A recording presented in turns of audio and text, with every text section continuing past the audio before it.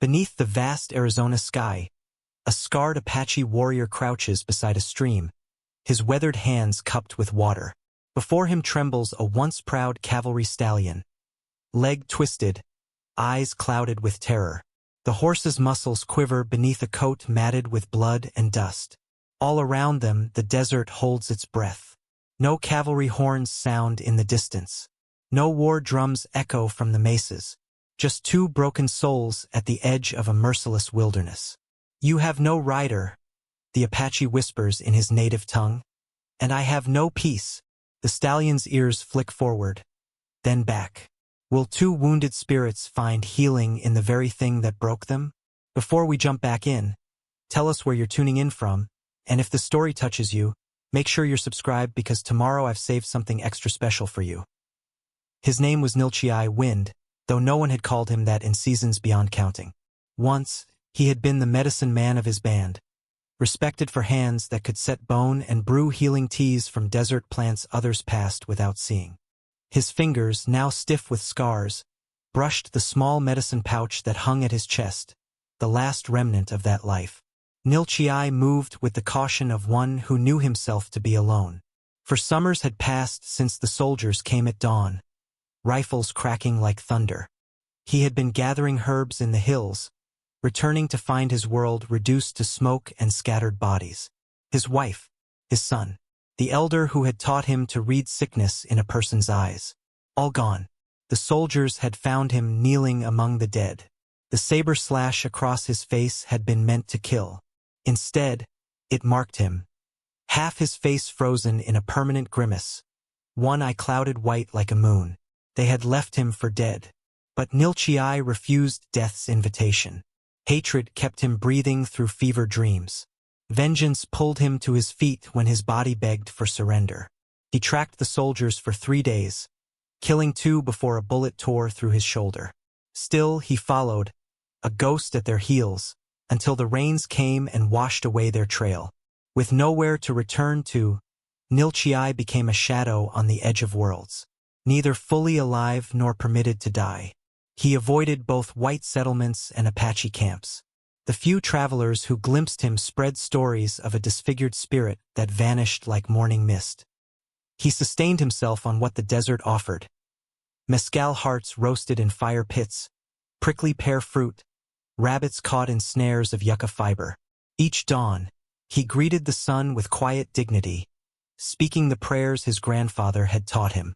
Each night, he counted stars until sleep found him. But peace remained elusive, a mirage that shimmered beyond reach. His only possession of value was the medicine pouch, rabbit fur worn smooth by touch, containing sacred items. A hawk feather, a smooth river stone, dried herbs wrapped in cloth. Sometimes he opened it, fingers brushing each object, remembering. Then the memories would become too sharp, and he would tie it closed again. It was during one of his solitary hunts that he first heard the cavalry horses. The sound of iron-shod hooves striking stone carried far in the desert stillness. Nilchai melted into the shadows of a rock outcropping, watching as blue-coated men drove their mounts hard across the flats. They were pursuing someone, perhaps his own people, perhaps Comanche. Then came the ambush. Not Apache, he would have known. Likely Mexican bandits who preyed on both sides of the conflict. Gunfire erupted. Horses screamed. Men shouted in English and Spanish. Nilchai watched without emotion as violence unfolded below. When the shooting stopped, the bandits dragged away the dead soldiers. The horses had scattered like quail before a coyote, disappearing into the maze of arroyos that carved the landscape. Later, as dusk wrapped the desert in purple shadows, Nilchai descended to examine the battlefield. Blood darkened the sand. Brass cartridge casings winked in the fading light. He gathered what might be useful, a canteen, a knife with a bone handle, a small tin of coffee. That night, as he sat beside his small fire, he heard it, the soft, pained whicker of a horse. Not wild, but one of the cavalry mounts, separated from its herd. Injured, perhaps. Easy prey for mountain lions that hunted after dark. Something stirred in Nilchai's chest. A feeling he had not welcomed in years. Concern. Not for the horse itself, but for what it represented, another being caught in the crossfire of men's wars. "It is not my concern," he told the fire. But sleep evaded him, and with the first gray light of dawn, he found himself following the sound to the stream where man and horse would meet. The stallion had been bred for war. Foaled at a Kentucky horse farm that supplied the cavalry, he was selected for his broad chest and strong legs. The breeding master called him promising stock, though the stable hands named him Thunder for the way his hooves struck the ground, decisive, powerful. His earliest memory was of his mother's warmth, then the strange hands that separated them.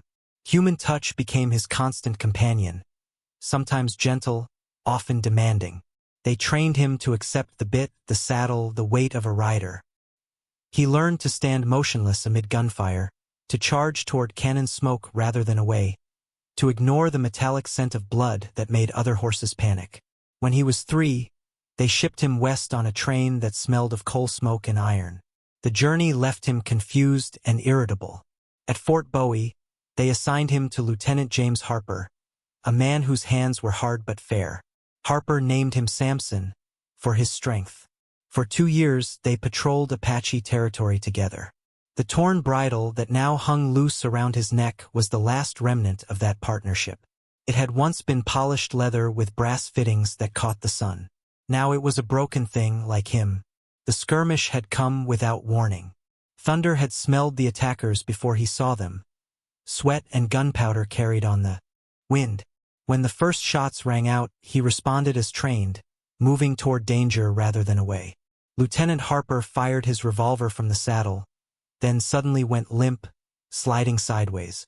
Thunder felt the change in weight, the loss of guidance. Then something struck his flank. Not a bullet, but shrapnel from a rock shattered by gunfire. Pain and confusion overtook his training. He bolted, Harper's body falling away. Other horses scattered around him, some riderless, some still carrying soldiers who shouted commands that made no sense amid the chaos. Thunder ran until his sides heaved, until the sounds of battle faded. It was the ravine that crippled him. In his panic, he missed the drop-off hidden by brush. The fall wasn't far, but it was enough. His right foreleg twisted beneath him. Something tore, tendon or muscle, he couldn't know. What he understood was pain, immediate and overwhelming. Still, instinct drove him to rise, to flee. He limped away from the ravine, each step sending shards of agony up his leg. The bridle caught on branches, tearing partially free but remaining tangled around his head. He wandered without direction, stopping only when thirst became unbearable or exhaustion forced him to rest. Days passed. His legs swelled. Thirst drove him to muddy puddles left by infrequent rains. Hunger led him to gnaw at sparse desert grasses that cut his mouth. He grew wary of every sound. The snap of a twig might be a mountain lion, the rustle of brush a rattlesnake. When coyotes yipped in the distance, he trembled until dawn. His coat, once glossy under daily grooming, became matted with sweat, dust, and blood. Flies tormented him, drawn to his wounds. His ribs began to show beneath his hide. Each sunrise found him weaker than the day before. Then came the morning when he could go no further. He stood beside a shallow stream, his injured leg barely touching the ground. The water eased his thirst, but fatigue kept him rooted in place. Something deep within him knew that to lie down would mean never rising again. That was how the scarred man found him. A cavalry horse far from the fort, reduced to a shadow of military precision, eyes glazed with pain and fear. A horse accustomed to human control yet now abandoned to wilderness. The man approached slowly, hands extended with water. The horse flinched at first, conditioned by recent days to expect only further harm from the world. But thirst and exhaustion overrode caution. He allowed the approach, nostrils flaring to catch the man's scent. Unfamiliar, yet without the sharp notes of fear or aggression that signaled danger. Neither knew it then, but their broken paths had converged at the precise moment when each most needed what the other could provide. Nilchii made camp 50 paces from the horse. Close enough to observe, far enough not to threaten. He built a small fire, brewing tea from creosote leaves, a habit from his medicine days. The familiar ritual centered his thoughts. The stallion hadn't moved from the stream's edge. His good leg trembled with the effort of bearing weight. The injured limb hung awkwardly, neither touching ground nor properly bent. Death was circling this animal, Nilchai knew. A day, perhaps two. Why did he care? This was a cavalry horse. Enemy. Property of those who had slaughtered his people. The desert was full of dying things. Yet as darkness fell, Nilchai found himself shaping a crude bowl from river clay. An old skill remembered in his hands rather than his mind. When morning came, he filled this bowl with water and approached the horse again. "I bring water," he said in Apache, then repeated in the broken English he had learned from traders. The horse's ears pricked forward at the sound of human voice, a reflex from training. Nilchai set the bowl down halfway between them and retreated. The horse eyed him suspiciously but made no move toward the offering. Patience, Nilchai reminded himself. He returned to his camp and occupied himself with small tasks, repairing a moccasin sole, sharpening his knife on a stone. By midday, thirst overcame the stallion's caution. He limped painfully to the clay bowl and drank. Nilchai, pretending not to watch, felt a strange satisfaction.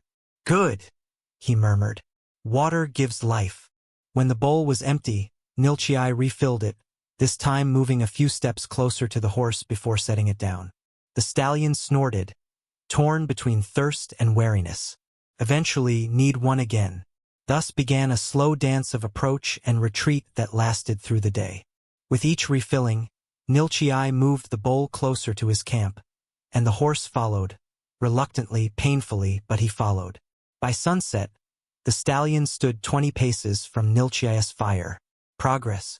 As Nilchai prepared his simple evening meal, rabbit cooked on a stick, he spoke softly to the horse. Not commands, just observations. The words themselves mattered less than their tone. "You are strong to have survived this long," he said in Apache.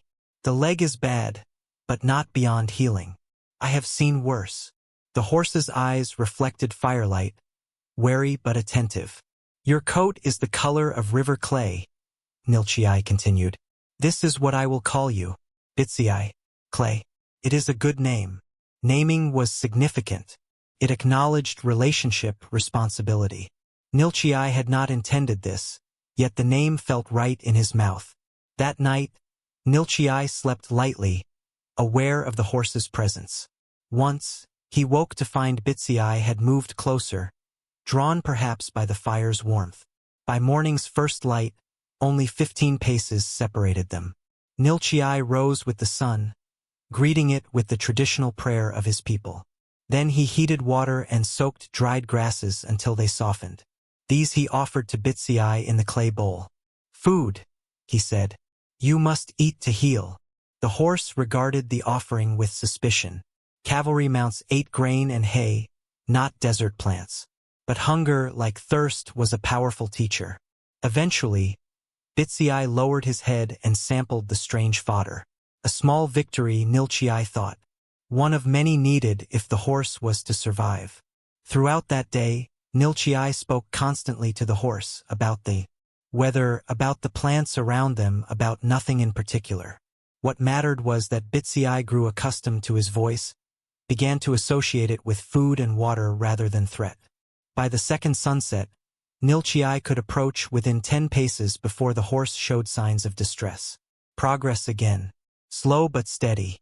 That night, as they shared the small circle of firelight, Nilchai felt something stir within him, a purpose he had not known since before the soldiers came. This broken horse needed him. And perhaps, though he was not yet ready to admit it, he needed Bitsei too. Dawn arrived with unusual silence. No birds called. No insects hummed. Nilchai woke instantly, senses alert to the unnatural quiet. Something was wrong.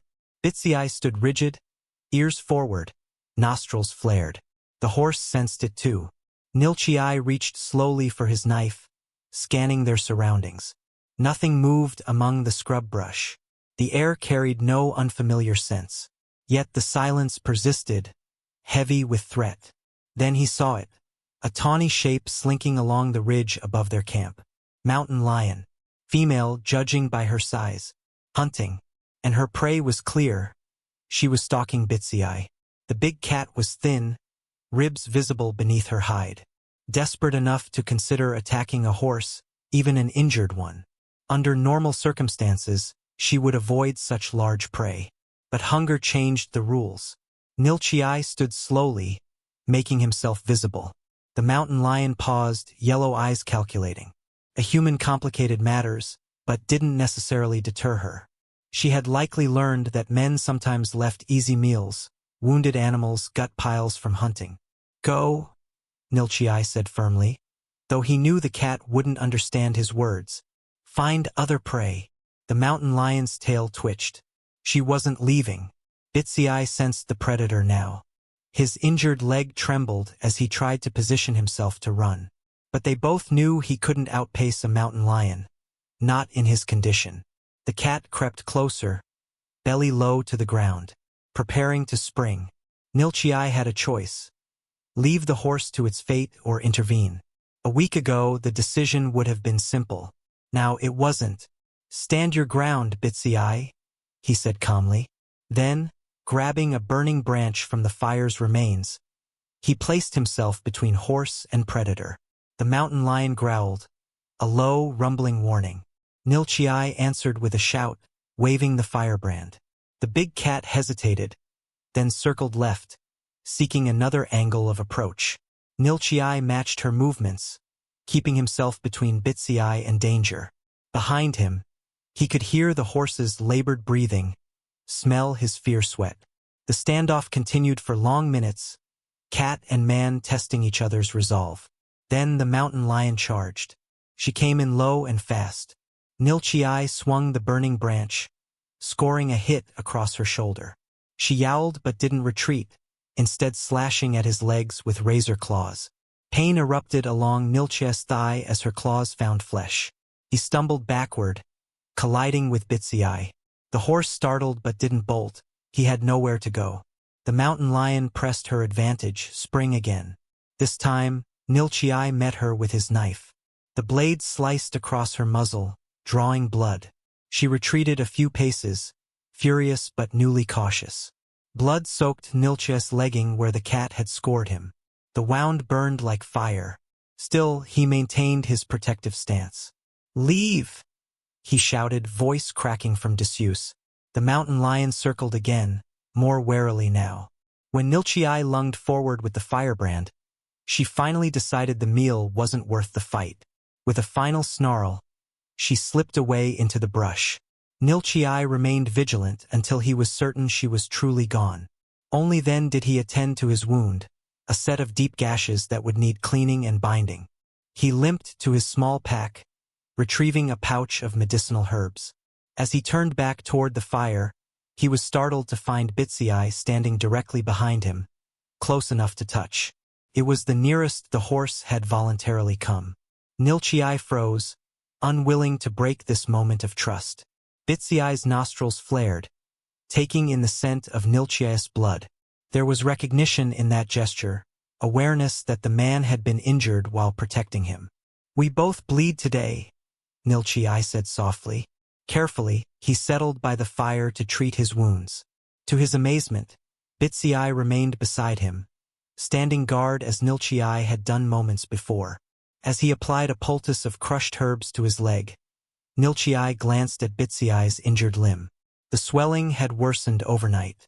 Without treatment, infection would set in. Death would follow. I must tend your leg as well, he told the horse. Will you permit this? Bitsy Eye's ears flicked forward at Nilchai's voice. Not understanding the words, perhaps, but recognizing the tone, concern, not threat.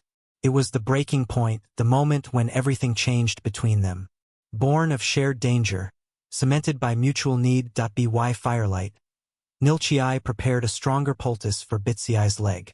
He ground dried juniper berries with creosote leaves, mixing them with heated bear fat from his dwindling supplies. The pungent medicine smelled of the desert after rain.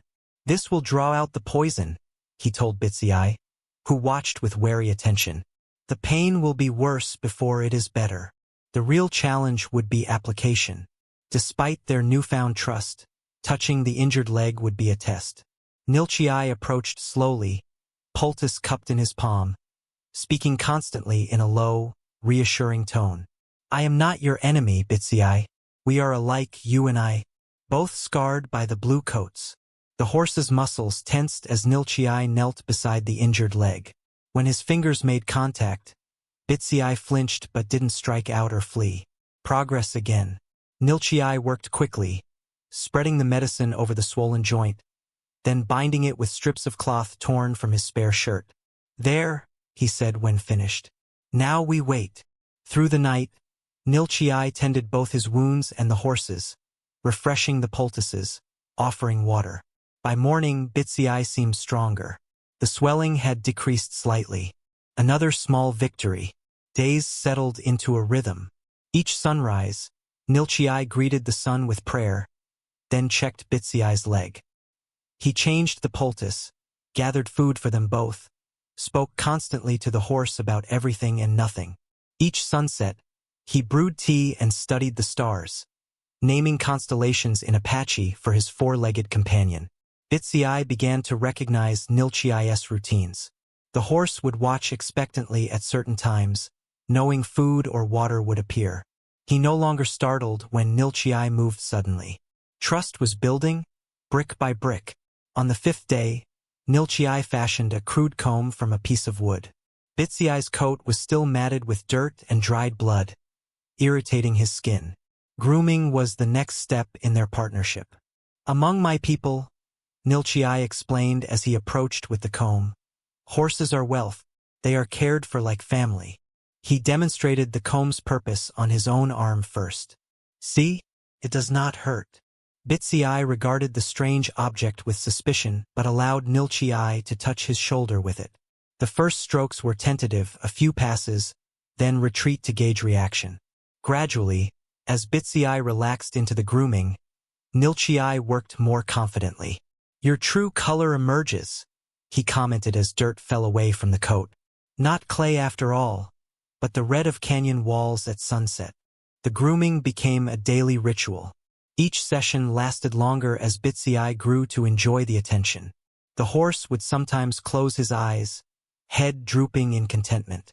These were moments of simple peace that neither had experienced in too long. Bitsiai's leg improved steadily.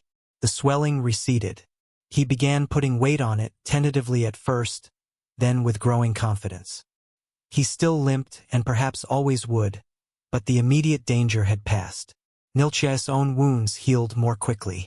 The mountain lion's claws had left scars to join the many others that mapped his body. Stories written in flesh. One morning, Nilchai woke to find Bitsiai standing over him, so close that his breath warmed Nilchai's face. There was no fear in this proximity, only curiosity.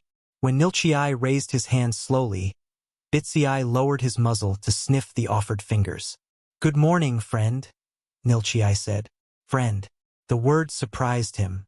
He had not used it since before the soldiers came. Yet it felt right. Later that day, as Nilchai prepared their food, Bitsiai did something unprecedented. He wandered away from camp, grazing on sparse desert grasses, then returned of his own accord. He was no longer staying because he couldn't leave. He was staying by choice. That night, Nilchai carved a small horse figure from juniper wood, his fingers remembering old skills. When finished, he placed it beside his sleeping roll, a talisman of their growing bond, a symbol of small victories that, together, might someday amount to something greater. As days stretched into weeks, Nilchai began to read Bitsiai's body language like a familiar text. The flick of an ear meant curiosity. A lowered head with relaxed lower lip signaled contentment. Tensed shoulders warned of perceived threats, often just rabbits rustling in brush, but occasionally genuine dangers like rattlesnakes or coyotes. In turn, Bitsiai learned to interpret Nilchai's movements. A raised hand meant stay. A soft clicking sound was invitation to approach. Each gesture became part of a shared vocabulary neither had consciously created. One morning, Nilchai found an eagle feather at the edge of camp, a rare gift from the sky. Among his people, such a find was significant, a message from the spirits. He held it reverently, feeling its perfect balance between strength and lightness. "Eagle sees all things," he told Bitsy, who watched with pricked ears. "He flies between our world and the spirit world. This feather is a blessing." Nilchai tied the feather to a strand of his hair, letting it hang beside his face. Throughout the day, he felt its gentle touch against his scarred cheek, a reminder that beauty could still find him, even in exile. That evening, he decided to perform a small ceremony, something he had not done since before the soldiers came. He gathered sage and juniper, arranging them in a small bundle. Using flint and steel, he ignited the herbs, creating fragrant smoke that rose in lazy spirals. "This cleanses the spirit," he explained to Bitsy, who watched with unusual intensity. "It carries prayers upward." Nilchai began to sing softly, a healing song his grandfather had taught him. The words felt strange on his tongue after so long, yet they flowed more easily with each verse. The melody drifted through the twilight air, filling the space between stars.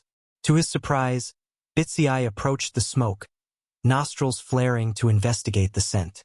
The horse showed no fear of the ritual, only interest. When Nilchai raised the smoking bundle, Bitsy lowered his head, allowing the smoke to drift around him. "You understand?" Nilchai whispered, wonder in his voice. "Your spirit needs healing too."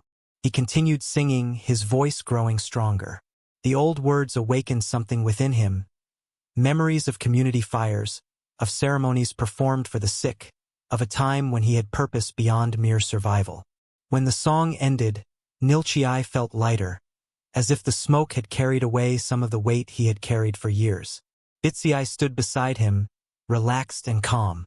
They remained that way until darkness fully claimed the sky, man and horse, sharing silence that needed no words. That night, Nilchai dreamed of his village as it had been. Children playing, women working hides, men returning from hunts. In the dream, he walked among them, whole and unscarred. His wife smiled at him.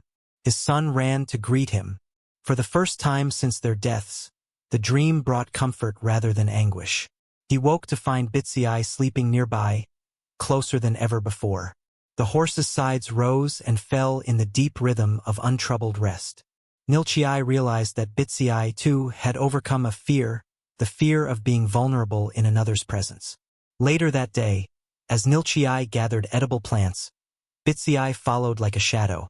The horse watched intently as Nilchai dug for roots, sorted leaves, discarded some while keeping others.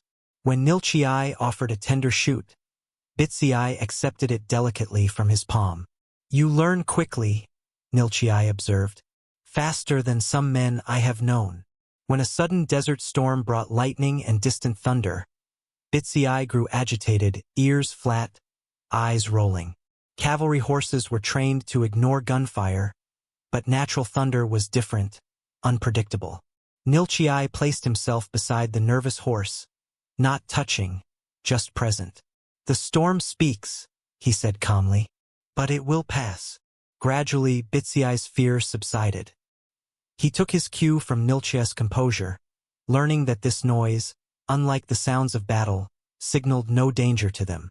That evening, examining Bitsy's injured leg, Nilchai noticed new hair growing over the wound. The swelling was almost gone. Though the horse would likely always favor that leg, he was healing well. "You are strong," Nilchai told him, genuine admiration in his voice. "Stronger than you know." The same could be said for Nilchai himself, though he wasn't ready to acknowledge it. His nightmares had become less frequent. His hands no longer reached reflexively for his knife at every sound. The constant tension in his shoulders had eased. Two broken beings, speaking without words, healing each other through simple presence. It was a medicine Nilchai had never learned from his elders, yet perhaps the most powerful he had encountered. The stream that had sustained them began to shrink, its flow reduced to a trickle by the relentless summer heat. Nilchai knew they would need to move soon. Water was life in the desert. "We must find a new place," he told Bitsy as they shared the meager shade of a mesquite tree. "There is a valley 2 days' journey from here. Water flows there year-round." The decision was practical but carried emotional weight. This place had witnessed their unlikely beginning. Here, enemies had become allies, then friends. Leaving felt significant. Preparations were simple. Nilchai gathered his few possessions: medicine pouch, knife, fire-starting tools, the clay water bowl. He fashioned a carrying pack from a piece of canvas found near the battlefield, tying it with yucca fiber. The greater challenge would be the journey itself. Bitsiai's leg had improved, but 2 days of travel would test his endurance. And Nilchai had not yet attempted to ride him. Such a step required trust that, while growing, remained fragile. From a fallen pine, Nilchai carved a walking stick, smoothing it carefully with his knife. "This will help us both," he explained to Bitsiai. "You to walk, me to guide." The morning of departure, Nilchai performed another small ceremony, thanking the place for its shelter and the stream for its water. Such gratitude was the Apache way. When finished, he turned to Bitsiai, who stood watching with alert interest. "Are you ready, friend?" They set out as the sun cleared the eastern mountains. Nilchai led the way, setting a deliberate pace. Bitsiai followed without hesitation, though his injured leg caused him to favor one side. The walking stick served as both support for Nilchai and a guide for the horse, a gentle touch to the shoulder indicating direction. The terrain grew increasingly challenging as they left the stream valley. Rocky slopes required careful navigation. Heat shimmers danced above the stones, distorting distance. By midday, both man and horse were sweating freely. They rested in the shadow of a boulder, sharing water from the clay bowl. Nilchai moistened a cloth and wiped Bitsiai's muzzle, a small comfort against the heat. "You are doing well," he said. "Better than many men would." The afternoon brought their first real test, a narrow ravine that blocked their path. The detour would add hours to their journey. Bitsiai balked at the edge, sensing the danger to his already compromised mobility. Nilchai didn't force the issue. Instead, he descended first, demonstrating the path, calling encouragement from below. Slowly, one step at a time. Bitsiai's fear was evident in his trembling flanks and rolling eyes. Yet the greater fear, separation from Nilchai, ultimately proved stronger. With tremendous care, the horse picked his way down the slope, dislodging small cascades of pebbles with each step. When they reached the bottom safely, Nilchai pressed his forehead to Bitsiai's neck, a gesture of shared relief and pride. "Brave one," he murmured. "Braver than you know." They made camp that night beneath an ancient juniper. Its twisted trunk had witnessed centuries of desert seasons, survivors like themselves passing beneath its branches. As darkness fell, coyotes called from distant ridges, lonesome sounds that carried on the cooling air. Nilchai built only a small fire, wary of drawing attention. This was contested land. Mexican bandits, Apache bands, cavalry patrols all claimed these territories. None would welcome a lone warrior and his unusual companion. As he sipped tea brewed from desert herbs, Nilchai noticed fresh tracks near their camp. Unshod ponies carrying light riders. Apache, most likely. His own people, yet strangers now. "We must be more careful tomorrow," he told Bitsiai. "We are not alone in these mountains." The horse seemed to understand, standing slightly closer to Nilchai than usual, ears constantly moving to track sounds in the darkness. Sleep came fitfully that night. Nilchai dreamed of pursuit, soldiers and tribal warriors alike hunting him for reasons he couldn't understand. He woke repeatedly, reaching for his knife, only to find Bitsiai standing guard nearby.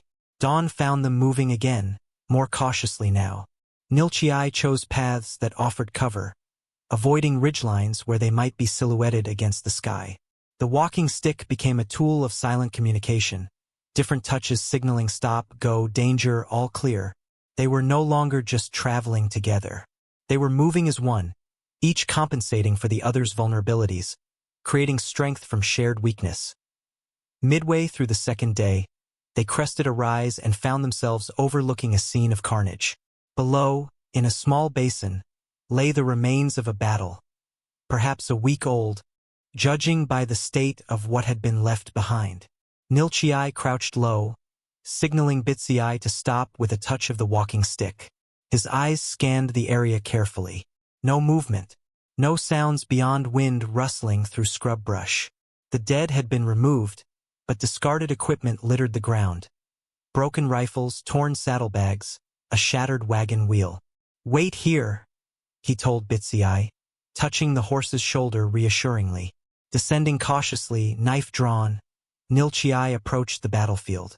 Cavalry and Apache, he determined from the remnants. Shell casings glinted in the sunlight. Dark stains marked the sand where men had fallen. Ravens had picked clean what the coyotes had left. Among the debris, something caught his eye. A cavalry bugle, its brass dented but intact. Nilchi Eye lifted it carefully, turning it over in his hands. Such instruments had heralded death for his people many times. The soldiers blew them before charging, the sound cutting through gunfire and war cries. A soft nickering made him turn. Bitsy Eye had followed despite the command to stay, drawn perhaps by familiar scents. The horse approached the battlefield hesitantly, nostrils flared, ears swiveling nervously. "It's all right," Nilchi Eye said, though he knew it wasn't. Nothing about this place was all right.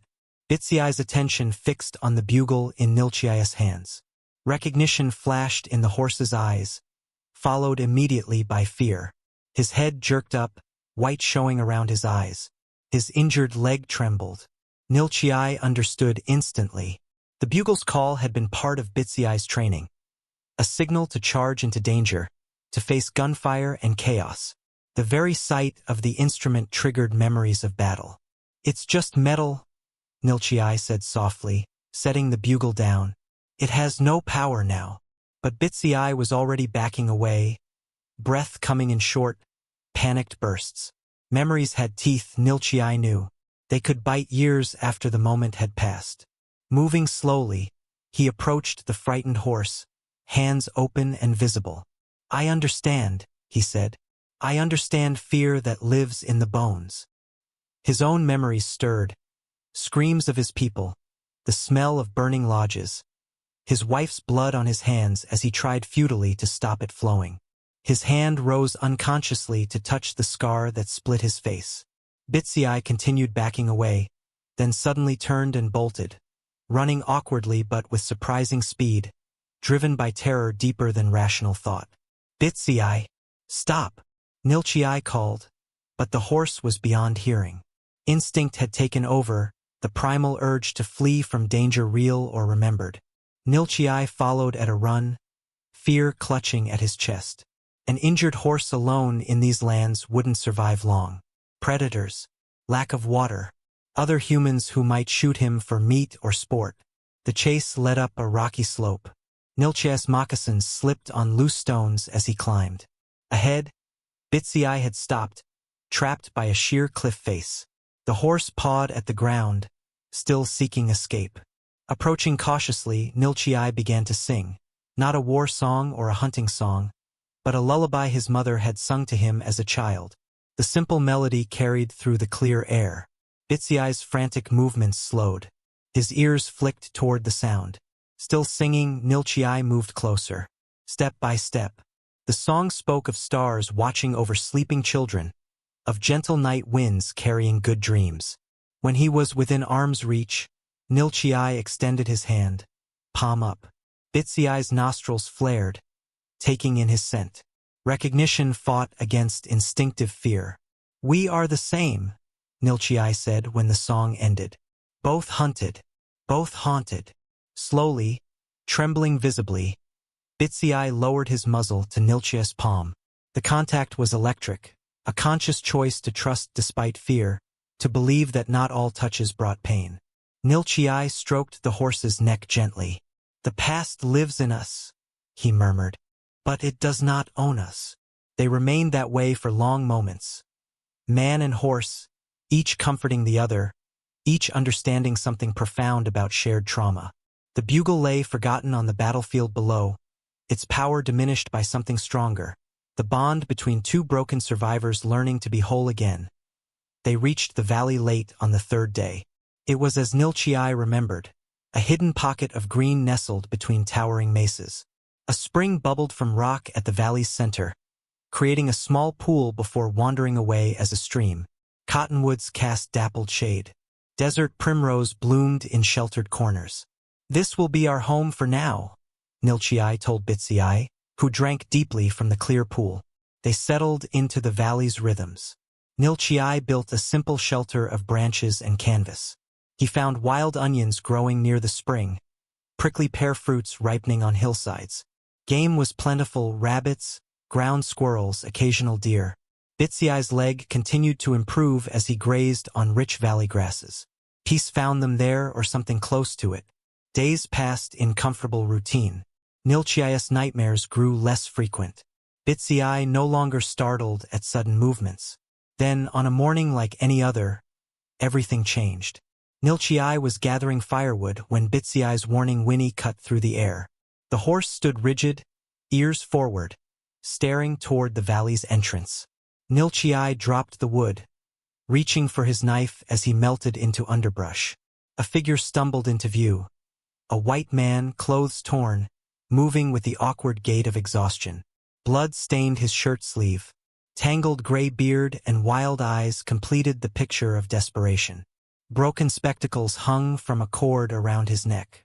The stranger spotted the spring and lurched toward it, falling to his knees at the edge. He drank messily, water spilling down his beard. Bitsy backed away, fear evident in his posture. This was a human, but not Nilchai, a new threat, unpredictable. Nilchai remained hidden, assessing. The man was clearly alone and injured. Not a soldier, no uniform. Perhaps a prospector or trader who had met with misfortune. He appeared unarmed, though a knife might be concealed. The decision before Nilchai was complicated. The valley had been their sanctuary, a place apart from the conflicts of men. This intruder brought the outside world with him. Yet Apache traditions held that water should never be denied to those in need, even enemies. The white man finished drinking and sat heavily beside the spring, head in hands. When he looked up, Nilchai saw defeat written in every line of his face. Whatever journey had brought him here had nearly broken him. Making his decision, Nilchai stepped from concealment. The stranger scrambled backward in alarm, reaching instinctively for a weapon that wasn't there. "Peace," Nilchai said in English, hands raised to show he held no weapon. The white man froze, eyes darting from Nilchai to Bitsy and back. You speak English?" Some. Wariness gradually gave way to desperate relief on the stranger's face. "Thank God. I thought I was done for." His voice cracked from disuse. "Name's Wilson. Thomas Wilson. Was with a geological survey team north of here. Got separated 3 days back when our camp was hit by bandits." Nilchai considered this information. Geological surveys often preceded soldiers and settlers. This man might be an unwitting harbinger of threats to come. "You hurt?" Nilchai observed, gesturing to the bloodied sleeve. Wilson nodded wearily. "Bullet grazed me during the attack. It's festering, I think." Despite his reservations, Nilchai's healer instincts stirred. "I look." Approaching cautiously, he examined the wound, inflamed and beginning to show signs of infection. Without treatment, blood poisoning would follow. Death would come slowly, painfully. "I help," Nilchai decided, though uncertainty lingered. "Then you go." While he gathered healing herbs, Nilchai noticed Bitsyi's continued distress. The horse remained at the valley's edge, as far from the stranger as possible while still keeping Nilchai in sight. His ears lay flat against his head, nostrils flared with tension. "It's all right," Nilchai called to him. "He will not stay." As Nilchai cleaned and dressed Wilson's wound, the white man talked constantly. A nervous stream of words revealing more than he perhaps intended. "There's a settlement 2 days' ride southwest of here. Mason's Crossing. Small place, mostly ranchers and a few traders. They've been having troubles, drought, sickness among the livestock. My team was supposed to survey water sources in the region, help them find reliable supplies." Nilchai worked in silence, absorbing this information. A settlement so close was unwelcome news. Where settlers went, soldiers followed. The world he had fled was encroaching on their sanctuary. "You're good at this," Wilson commented, watching Nilchii apply a poultice. "Where'd you learn doctoring?" "My grandfather taught," Nilchii answered simply. He had no desire to share his history with this stranger. When the treatment was finished, Nilchii offered Wilson jerky and water for his journey. "Rest today. Leave tomorrow." The message was clear: help would be given, but temporary sanctuary was all that was offered. The valley belonged to Nilchii and Bitsii now. Their hard-won peace would not be surrendered easily. Wilson departed at dawn. His wound dressed, his canteen filled. He offered payment, a silver pocket watch that Nilchii refused with a shake of his head. Some debts couldn't be measured in white man's goods. The settlement Mason's Crossing, they'd welcome someone with your healing skills, Wilson said before leaving. Just something to consider. Nilchii made no response. The idea was unthinkable. Yet, after the stranger disappeared over the ridge, his words lingered like smoke after a fire. Bitsiai's relief at Wilson's departure was obvious. The horse returned to their camp, nudging Nilchii's shoulder in what had become a familiar greeting.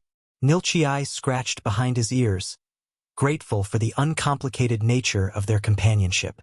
"We are better alone," he told Bitsii. But a new restlessness had been kindled within him. The wider world had intruded on their sanctuary. Its echoes would not be easily silenced. That afternoon, Nilchii sat by the spring, weaving yucca fibers into a slender rope. His fingers worked automatically, mind elsewhere. Wilson's presence had awakened questions he'd long suppressed. Could there be a place for him among people again? Not his own tribe, that door had closed with the massacre. But perhaps somewhere new? He dismissed the thought. The rope taking shape in his hands was a more immediate concern. "This will be a test for both of us," he explained to Bitsii, who watched with interest. "A cavalry horse knows the rope, but you know it as control, as human dominance. I would offer something different, partnership." Approaching slowly, rope coiled loosely in his hand, Nilchii spoke continually in both Apache and English. The words themselves mattered less than their calm, steady tone.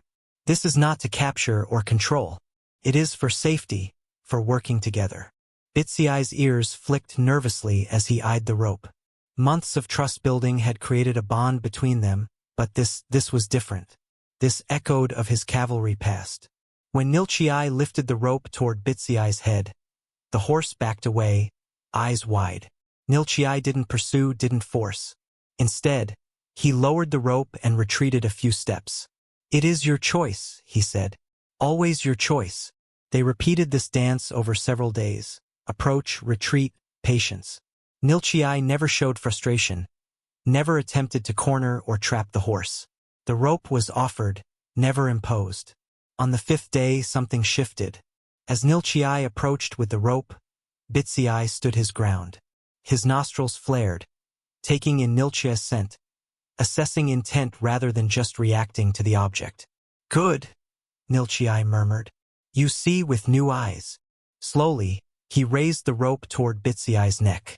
The horse flinched but didn't retreat. When the yucca fibers made contact with his coat, he trembled but allowed the touch. Victory. Small but significant. Nilchii rewarded him with praise and a handful of juniper berries, a treat Bitsii had developed a taste for. Each day brought progress. The rope around the neck, then a simple loop over the nose. Never a bit Nilchii had no interest in controlling Bitsii through pain. This was a different relationship than horse and cavalry soldier. Then came the summer storm. It built throughout the afternoon. Massive thunderheads piling above the mesas, turning the sky from blue to threatening gray. By dusk, lightning stabbed at distant ridges. Thunder rumbled closer with each passing minute. "Bad one coming," Nilchii observed, watching the approaching wall of rain. Their brush shelter wouldn't offer much protection against such fury. He remembered a cave in the valley's northern wall, a place he'd explored during their first days here. Deep enough to provide shelter, with an entrance large enough for Bitsii to enter. "We must move," he told the horse, slipping the yucca rope around his neck. It was the first time he'd attempted to lead Bitsii with purpose, to direct rather than simply accompany. The test had found them sooner than expected. Would trust overcome training? Would partnership replace dominance?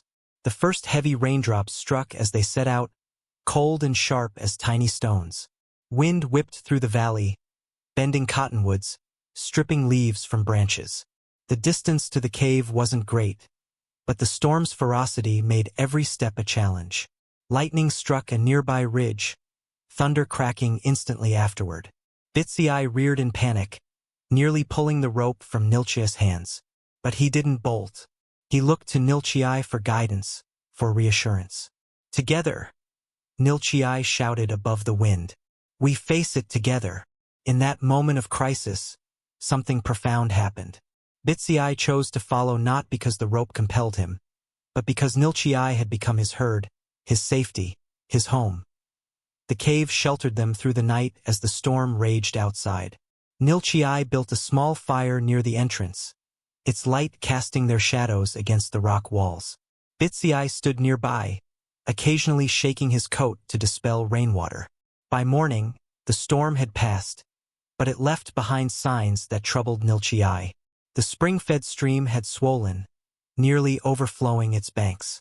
Debris from upstream, branches, uprooted plants, even a dead coyote, had been deposited throughout the valley. More concerning were the patterns in the clouds still lingering on the horizon. Nilchia's grandfather had taught him to read weather signs. These spoke of more rain to come, much more. The season changes early this year, he told Bitsy as they surveyed their valley. The great rains are coming. Among his people, these late summer downpours were both blessing and danger. They brought life-giving water to the desert but could also unleash deadly flash floods through the normally dry arroyos and canyons. From a small pouch, Nilchia removed a smooth, round stone, black with white speckles. A thunderstone, his grandfather had called it. Found after a lightning strike, such stones were believed to warn of coming storms. Nilchia had carried this one since boyhood. The stone grows warm, he said, holding it in his palm. More rain comes. Soon. As if confirming his words, distant thunder rolled beyond the mesas. Bitsy's ears pricked forward, but he showed none of the previous day's panic. Trust was building between them layer by layer. That afternoon, Nilchia noticed something else. A strange quiet had fallen over the valley. No birds sang. No insects buzzed. Even the wind seemed to hold its breath. The animals know, he murmured. They have gone to high ground. His unease growing, Nilchia climbed to a ridge overlooking the lands to the north. What he saw confirmed his fears. The distant mountains, usually sharp against the sky, were obscured by a wall of rain so dense it appeared solid. This was no ordinary storm but a deluge that could transform dry washes into raging rivers within minutes. We must prepare, he told Bitsy upon returning to camp. The horse seemed to sense his concern, following closely as Nilchia gathered their few possessions. As he worked, Nilchia's thoughts turned to Wilson's words about the settlement, Mason's Crossing. If it lay southwest in the lowlands, as the white man had said, it could be directly in the path of any floodwaters coming down from the mountains. Not our concern, Nilchia reminded himself. These were the same settlers who would call soldiers at the first sight of an Apache. The same soldiers who had slaughtered his people.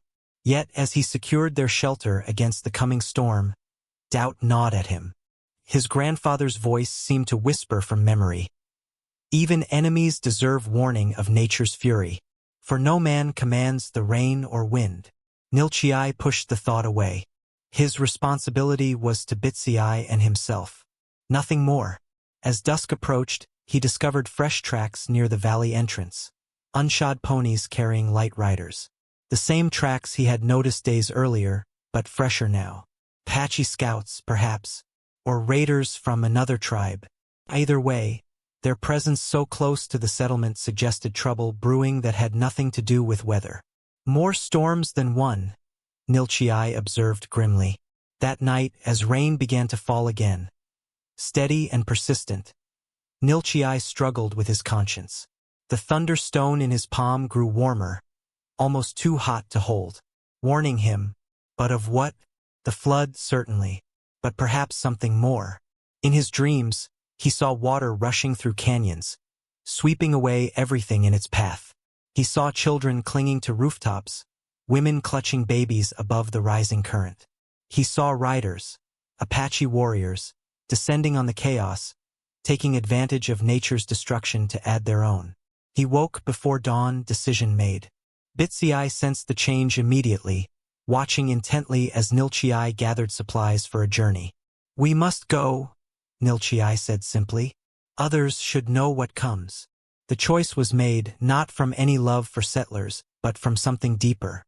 The healer he had been still lived within the scarred warrior he had become. And that healer could not stand idle while death approached unsuspecting victims, even enemies. As the first gray light of dawn seeped into the valley, Nilchii faced his greatest test. Yet, he approached Bitsy with the yucca rope halter in one hand and his other resting on the horse's neck. "I must ask more of you than ever before," he said softly. "Will you carry me?" Bitsy stood motionless, ears flicking back and forth as he processed Nilchii's request.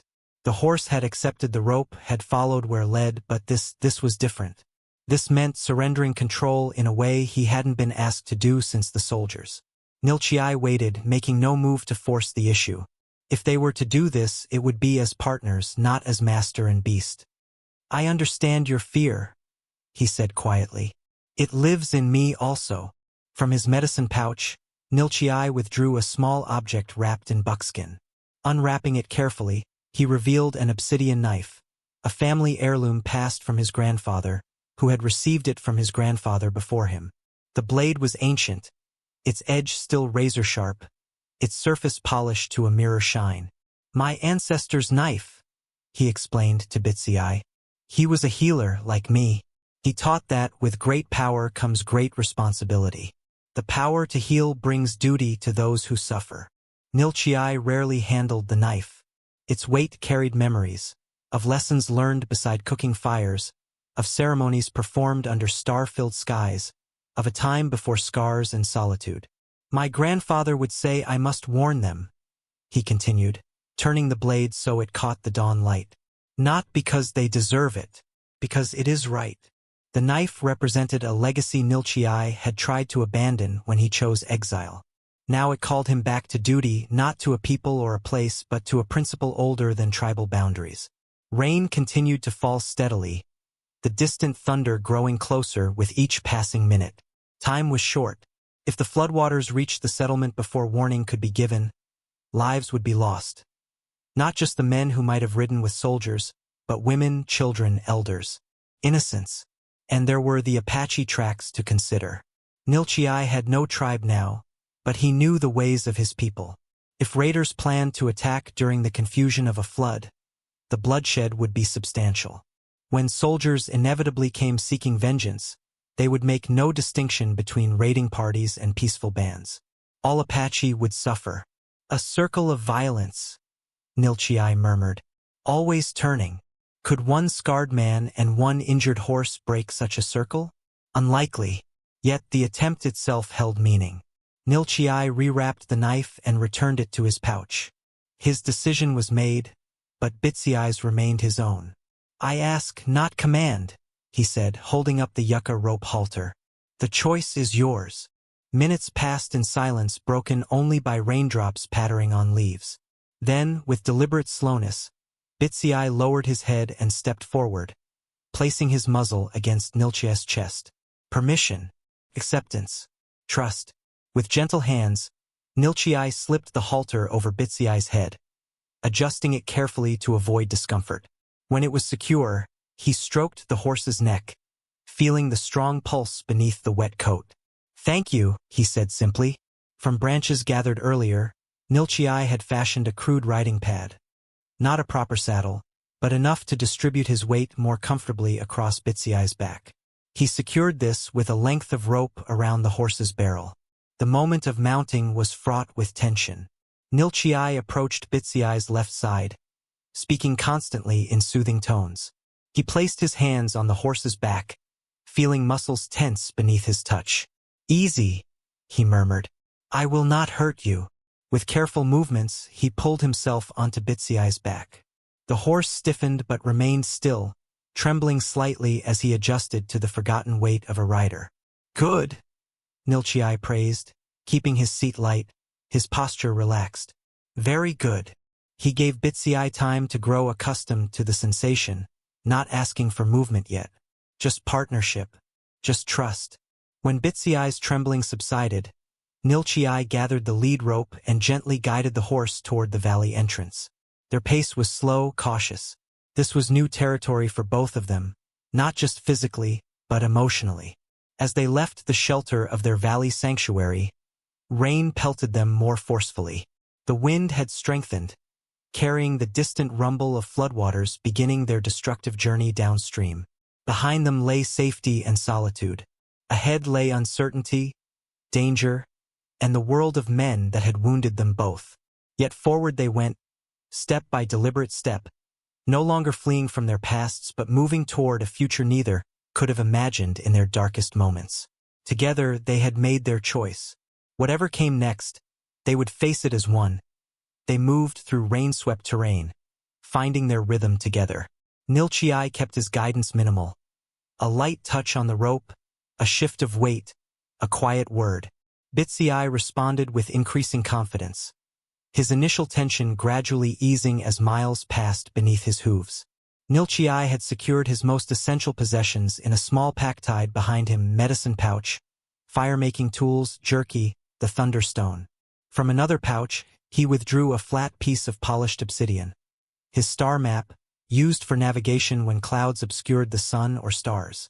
The star map was more memory aid than true map. Etched into its surface were patterns representing constellations, with small notches along the edges marking the sun's position at different seasons.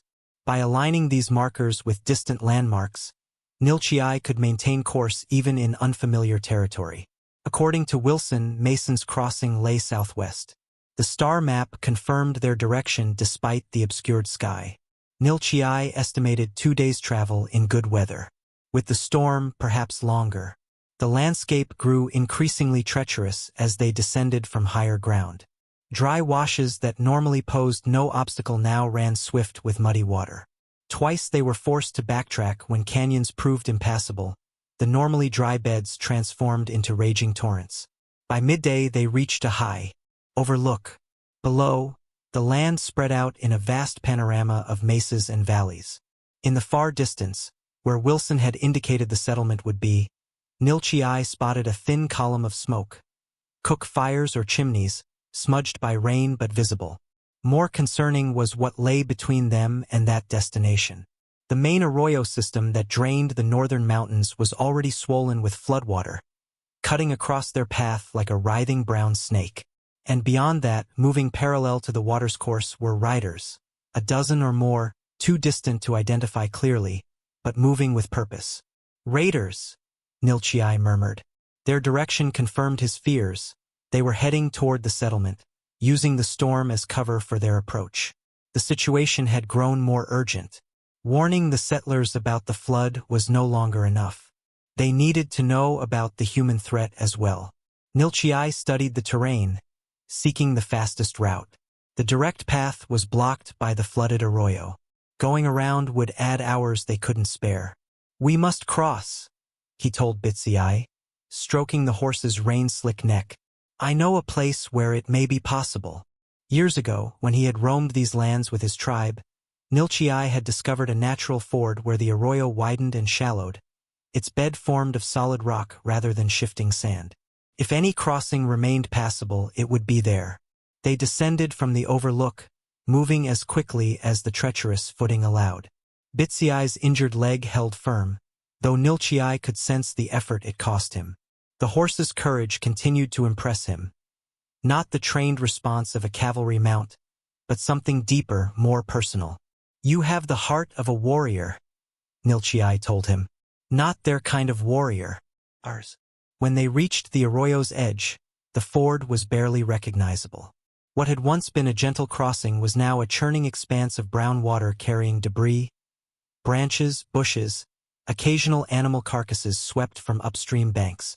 Nilchiai dismounted, allowing Bitsy Eye to rest while he assessed their options. The water was swift but not deep, perhaps chest-high on the horse. The real danger came from what it carried. A single large branch could knock them both down, sweeping them away. As they waited, watching the waters flow, a new sound reached them, distant gunfire from the direction the raiders had been heading. The attack had begun sooner than expected, perhaps a smaller outpost or isolated homestead. "We have no more time," Nilchi I said grimly. He remounted, feeling Bitsy Eye tense beneath him. "We go now." Before entering the water, Nilchi I removed the star map from its pouch and studied it one final time, committing their course to memory. Then he secured it safely, knowing the crossing ahead would soak everything they carried.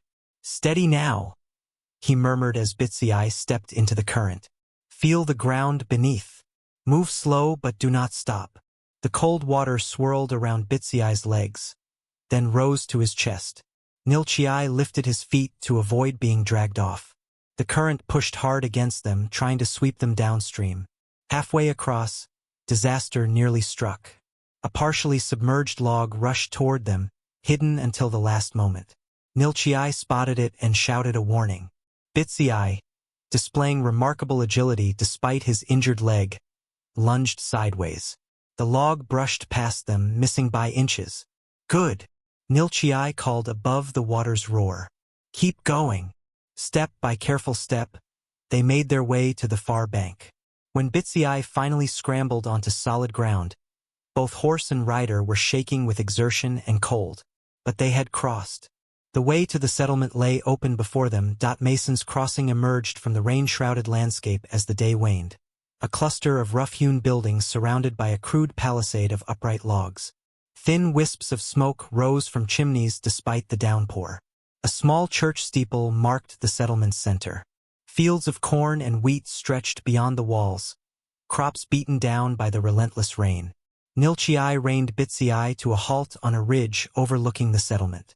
They were still far enough away to avoid being shot by nervous sentries, yet close enough to observe.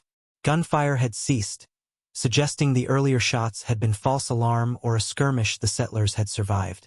Now came the most dangerous part of their journey, approaching a settlement where any Apache would be viewed with suspicion, if not outright hostility. From his pack, Nilchi I retrieved a small mirror of polished metal, a signal mirror used by scouts of his tribe.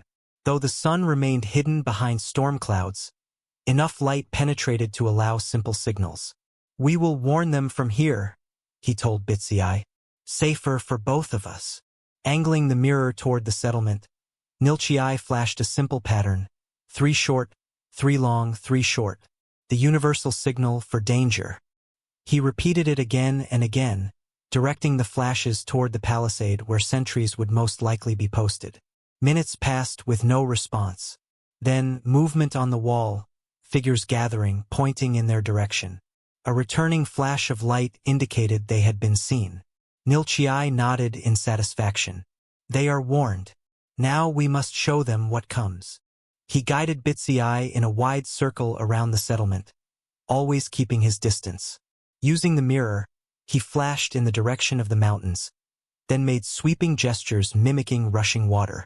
Next, he pointed toward where the raiders had been spotted, pantomiming riders with weapons. Whether the settlers understood these improvised signals was unclear. Their response was to ring the church bell, a warning to those in outlying areas to seek shelter within the palisade. "Good," Nilchi I murmured. "They prepare." His duty fulfilled, prudence dictated they leave immediately. The settlers were warned. What they did with that warning was their concern. Yet Nilchi I hesitated, scanning the settlement's surroundings.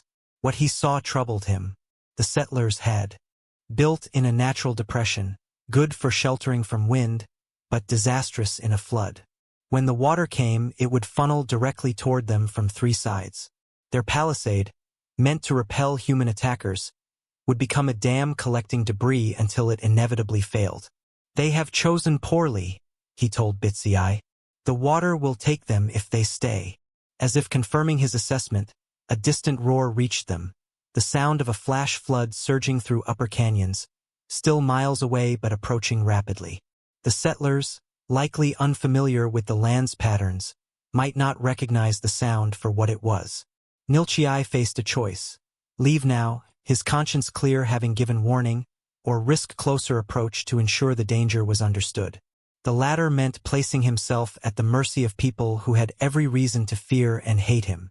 The first raindrops became a sudden downpour, as if the sky itself had split open.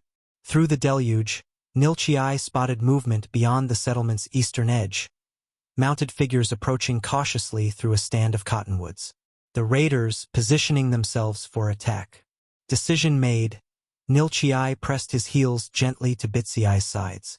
Closer, he directed. They must understand. They descended the ridge at a careful trot, making no attempt at concealment. When they were within 200 yards of the palisade, rifle shots rang out. Warning shots kicked up dirt several paces ahead of them. Nilchai halted immediately, raising both hands to show he carried no weapons. "Peace!" he called in English, the word feeling strange on his tongue. "Danger comes." More figures appeared atop the wall, rifles aimed. A gate opened slightly, and a single rider emerged, a gray-haired man on a dappled mare, shotgun across his saddle. The man approached cautiously, stopping well out of knife range. His weathered face registered surprise at the sight of an Apache mounted on what was clearly a cavalry horse. "State your business," the man called, shotgun ready. "You're on dangerous ground, Apache." "Water comes," Nilchai replied, gesturing toward the mountains. "Big water. And raiders," he pointed toward the cottonwoods. "They're coming soon." The settler's eyes narrowed with suspicion. "Why would you warn us?" A fair question, one Nilchai had asked himself many times during their journey. His answer came not from calculation but from something deeper. "A healer does not choose who suffers," he said simply. "Only who he helps." The distant roar grew louder. The settler heard it too, head turning toward the sound, recognition dawning on his face. "My God," he whispered. "The canyon." The settler, who introduced himself as Mason, the settlement's founder, wasted no time once he understood the danger. He galloped back to the palisade, shouting orders. The church bell rang with new urgency, its peals barely audible above the strengthening roar of approaching water. Nilchai remained where he was, uncertain of his next move. His warning delivered, he could leave with clear conscience. Yet something held him in place, perhaps the knowledge that warning alone might not be enough. From the cottonwoods came movement. The raiders had spotted him. An Apache on a cavalry horse, conversing with settlers, would be seen as betrayal. Rifle shots cracked. Bullets whined past. "Go!" Nilchai urged Bitsiai, guiding him toward the settlement rather than away. The raiders were behind, floodwaters approaching from the north. The palisade offered the only immediate shelter. More shots followed. Bitsiai ran full out despite his injured leg, courage overcoming pain. As they neared the gate, Nilchai called out in English, "Open! Raiders come!" Precious seconds passed. Then the gate swung wide. They charged through into a muddy central square where chaos reigned. People running in all directions, gathering possessions, hitching horses to wagons. Mason rode up alongside them.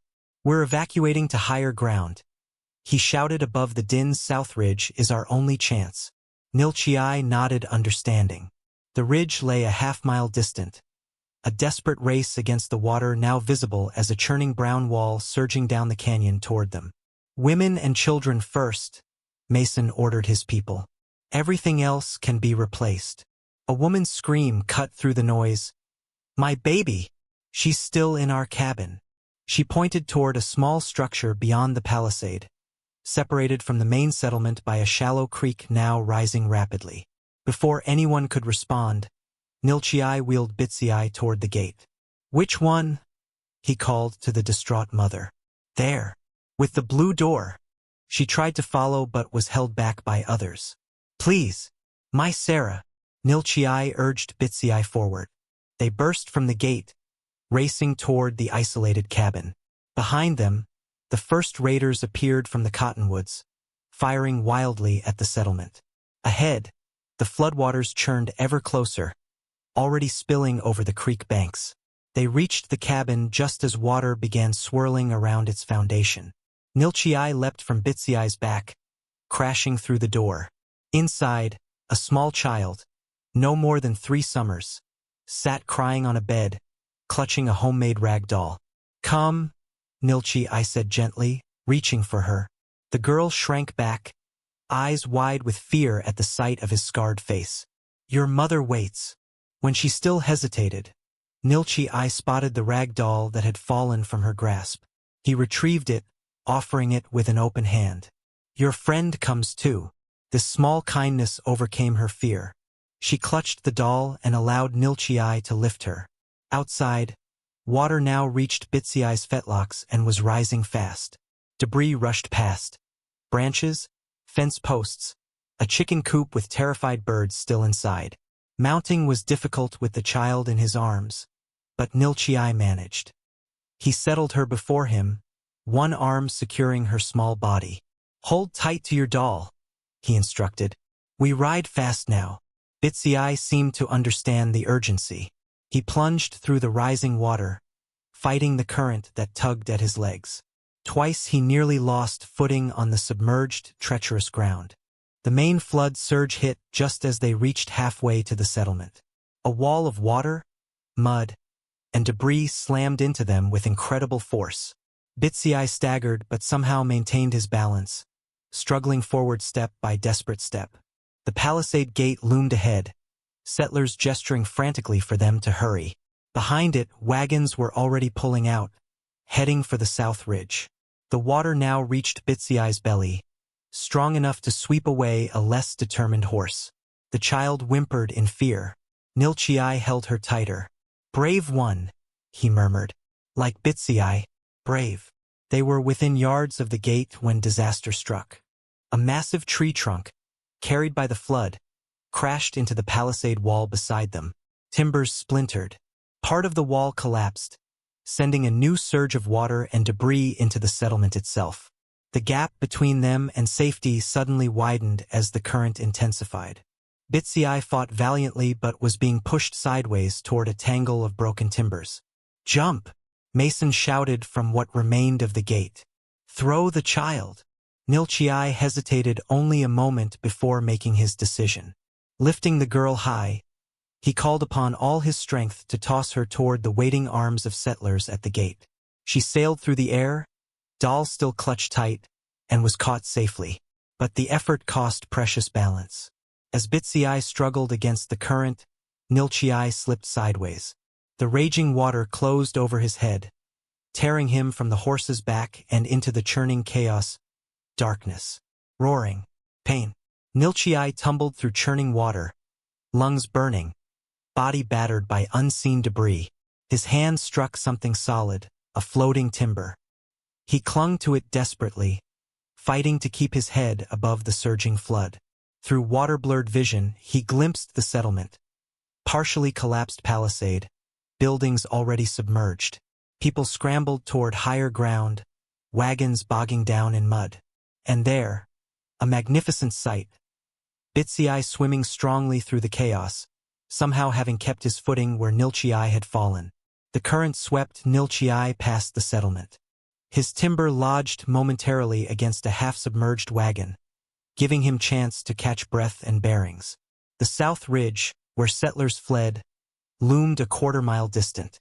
Between lay a swirling lake of flood water carrying everything from furniture to livestock. Movement caught his eye, riders emerging from the cottonwoods, taking advantage of the chaos. Raiders, a dozen strong, cutting off the settlers' escape route to the ridge. Women screamed. Men reached for weapons, most lost in the evacuation. Nilchii's path seemed clear. Let the current carry him further downstream, away from both settlers and raiders. This was not his fight. He had risked enough for strangers. Yet as he prepared to push off from the wagon, a familiar whinny reached him. Bitsiai had spotted him and was swimming directly toward his position, powerful strokes cutting through the water. "Go back!" Nilchii shouted.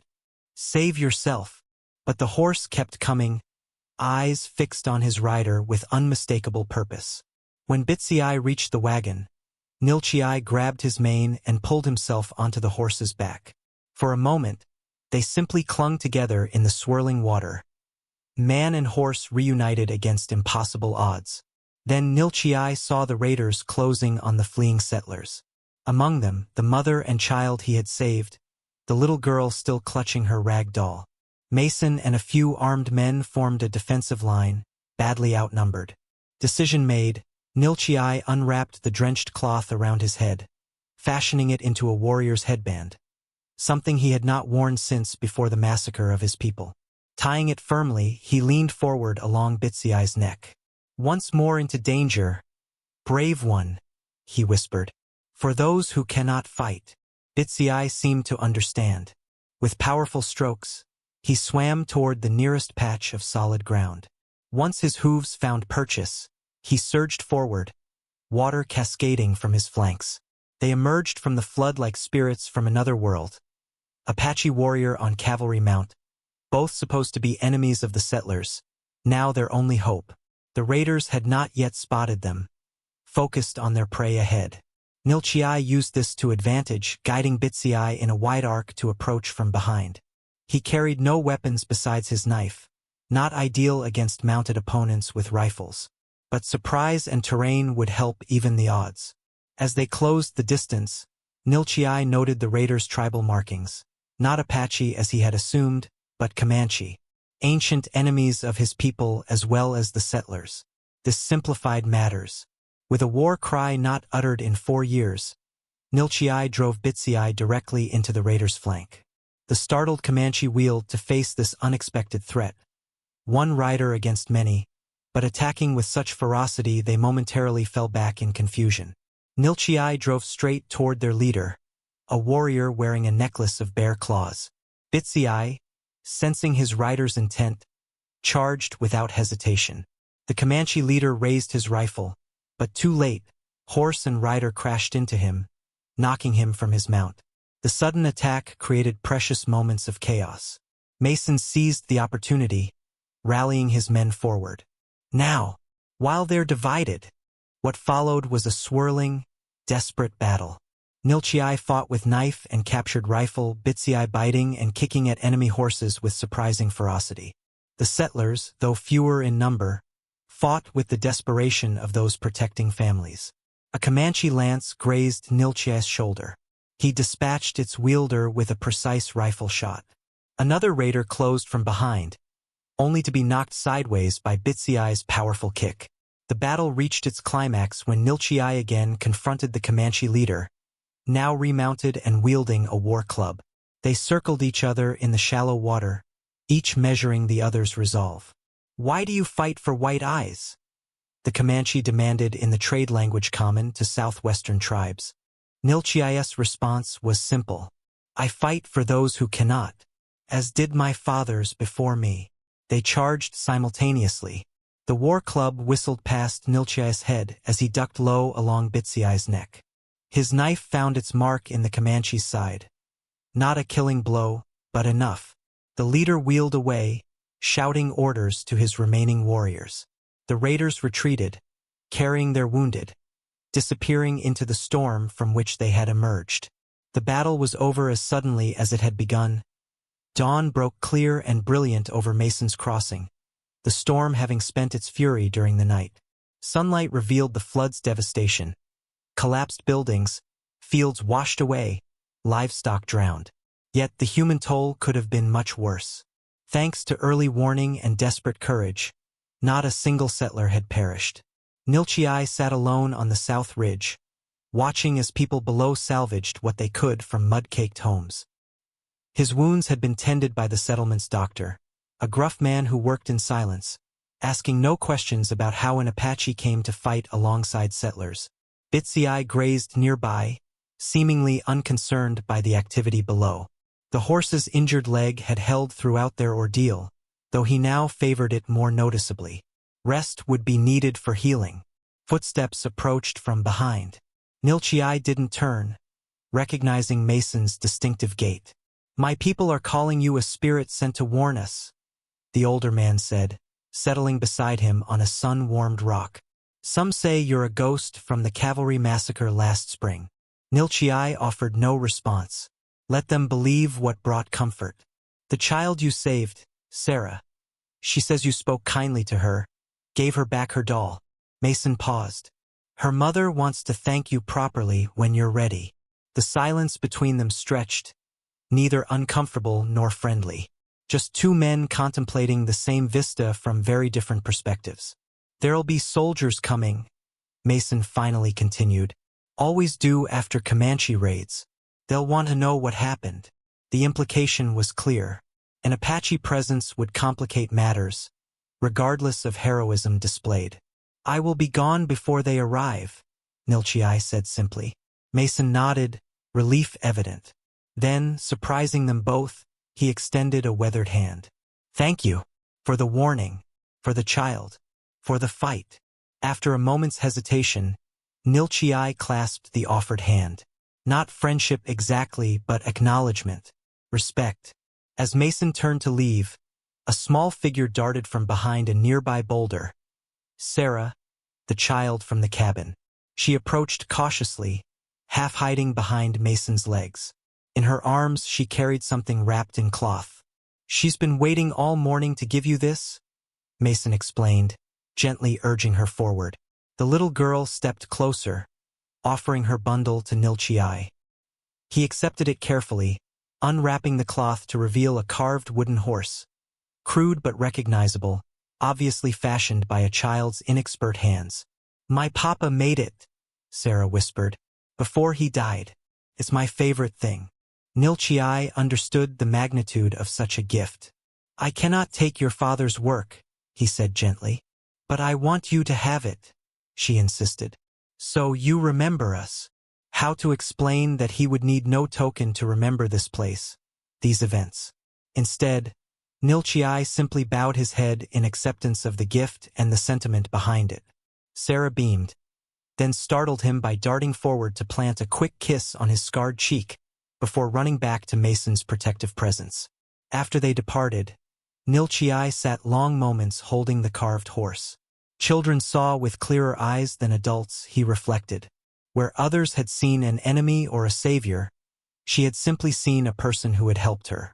When the sun reached its zenith, Nilchai gathered his few possessions and called to Bitsiai. It was time to move on, before soldiers arrived with their questions and suspicions. As they descended the ridge's far side, away from the settlement, Nilchai contemplated their path forward. The hidden valley remained an option, safe, isolated, but perhaps too reminiscent of his years of solitary exile. Instead, he found himself drawn toward the eastern mountains. Apache lands lay there, not his own band, long gone, but others who might welcome a skilled healer, even one bearing scars both visible and hidden. They paused at a high overlook. Below, Mason's crossing was barely visible in the distance. Beyond it stretched the vast desert they had crossed together. And ahead, the mountains rose like a promise on the horizon. A new journey, Nilchai told Bitsiai, who nickered softly in response. For both of us. He secured the carved horse figure in his medicine pouch, alongside his grandfather's knife and the thunderstone. Totems of a life reclaimed, piece by unexpected piece. Somewhere ahead, other people might need his healing skills. Other dangers might require Bitsiai's courage. But whatever came, they would face it together, no longer defined by what they had lost, but by what they had found in each other. Nilchai leaned forward, stroking Bitsiai's neck. You have your rider, he whispered, and I have my piece. The horse's ears flicked back at the familiar words, now transformed from observation to affirmation. With sure steps, they moved forward into the rising sun, two broken beings made whole in the crucible of shared courage. The rider with his peace, the horse with his home.